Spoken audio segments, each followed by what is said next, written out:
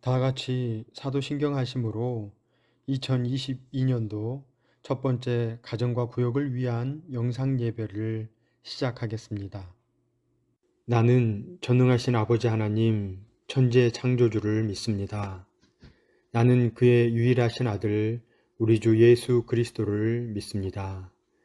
그는 성령으로 잉태되어 동정녀 마리아에게서 나시고 본디오 빌라도에게 고난을 받아 십자가에 못 박혀 죽으시고 장사된 지 사흘 만에 죽은 자 가운데서 다시 살아나셨으며 하늘에 오르시어 전능하신 아버지 하나님 우편에 앉아 계시다가 거기로부터 살아있는 자와 죽은 자를 심판하러 오십니다. 나는 성령을 믿으며 거룩한 공교회와 성도의 교제와 죄를 용서받는 것과 몸의 부활과 영생을 믿습니다. 아멘. 찬송가 516장을 함께 부르시겠습니다.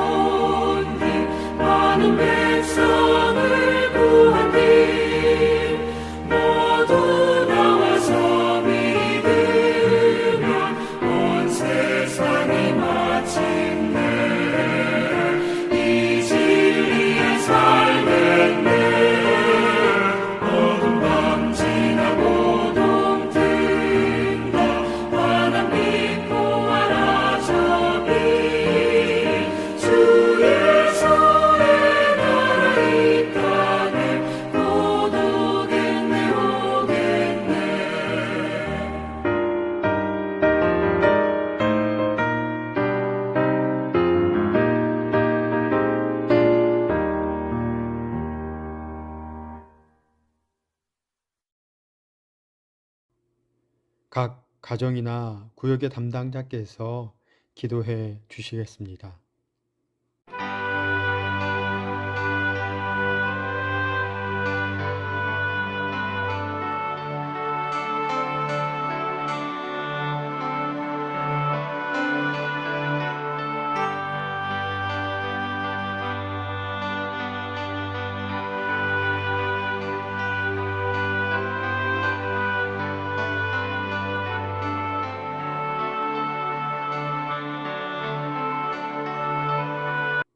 오늘 본문은 신명기 16장 9절에서 17절까지의 말씀입니다.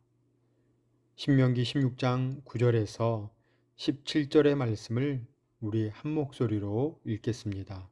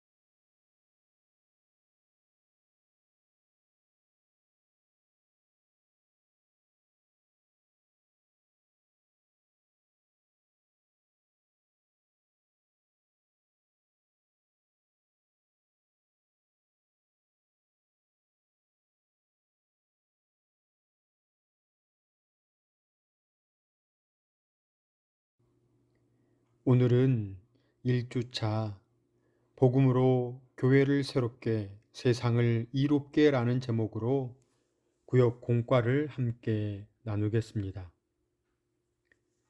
77절은 출애굽을 기념하며 일주일 동안 누룩이 들어가지 않은 떡을 먹는 무교절의 안식일 이후인 초실절부터 7주가 지나는 49일째 날에 해당하는 절기입니다.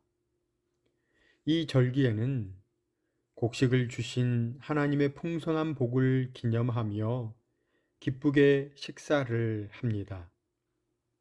자녀뿐만 아니라 종, 성 중에 있는 레위인, 객, 고아와 과부 등 사회적 경제적 지위에 상관없이 공동체 안의 모든 이가 함께 즐기는 축제인데요.